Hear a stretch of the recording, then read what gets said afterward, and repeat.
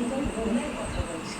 লেখাপড়া জানা ছেলে, আধুনিক ছেলে, সে এতটুকু বুঝতে পারছে না। তার বাবার সমস্ত দোষগুলো চোখের উপর দেখছে, বুঝছে, তারপরও সে তার মাকে বাধ্য করছে বাবার সঙ্গে থাকতে। আমি বুঝতে পারছি না সময় কি করে সবটা চুপ করে মেনে নিচ্ছে। কি জানি গো, বুঝতে পারছি না। দাদাভাই যা বলছে মন্ত্রের মতো তাই শুনছেন মহিলা। একবারের জন্য তো বলছেন না আমি যে তুমি যা বলছো মিথ্যে বলছো। দেখো মেয়েটা বলতে গেল না কি মানে ওটা কিন্তু শাসন করে থামিয়ে দিল।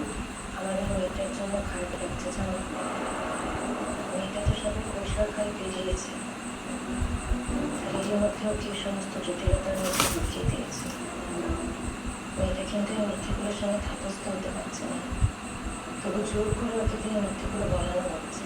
আমি তো তাও আমার ছেলে মেয়েগুলোকে লেখাপড়া শিখিয়ে বড় করতে পেরেছি, কিন্তু এই মেয়েটা তখন বড় হয়নি বলে দিদি ভাই। আমার সামনে এত কথা হাসছে কেন? ওরা তো আর আমার কেউ হয় না।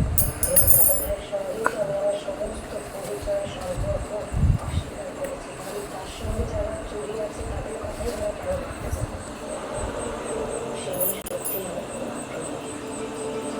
আর অনেক কিছু নয়। চলো দিদি ভাই, চলো।